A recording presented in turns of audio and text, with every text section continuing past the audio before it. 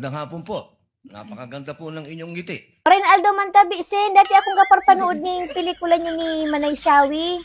Batid po ba ninyong mga petsa na to kung ano ang pinagdiriwang natin sa Pilipinas? Amin niyo aram, sen.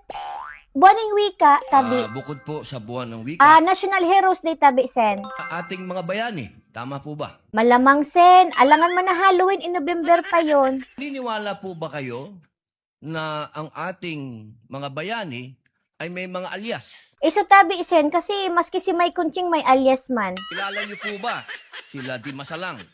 Wait lang, tabi, sen. Ay, iso, dati po silang gatinda ng malunggay cheese pandesal. Ikaw po sila ng bakery sa kanto. Yung mga bayani ay gumamit ng mga alias.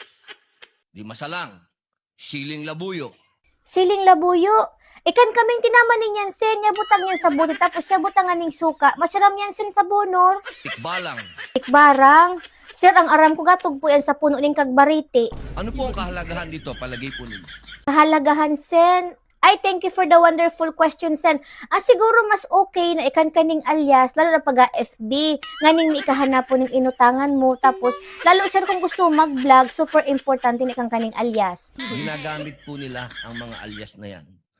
Nagkaroon lang po ng isang traidor, ang pangalan ay Teodoro Patiño. Ay, sa buli ni ina niya, sen. Si Pai Theodor, dating suki yan nila Di Masalang sa bakery nila. Paborito ni Pai Theodor ang malunggay cheese pandesal na mainit-init pa. Merong mga alias, ka-adobo, ka-sinigang, ka-pansit, ka-tinola. Kaadobo, kasinigang, kapansit, katinula.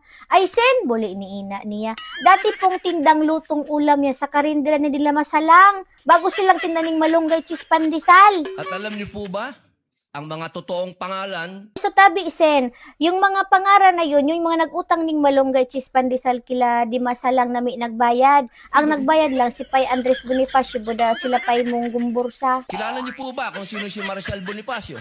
Marshall Bonifacio. Sen, pagtuyan ni Andres Bonifacio na naging panadero sa bakery Di Masalang. Ato-ato lang to ha. Ex niya yung sa mga member ng Hukbalahap. O, di ba? Si Ninoy. Siya mismo may alias. Naiya. Domestic sa no international. Maraming salamat po. Kira gahingunoy ga walk out.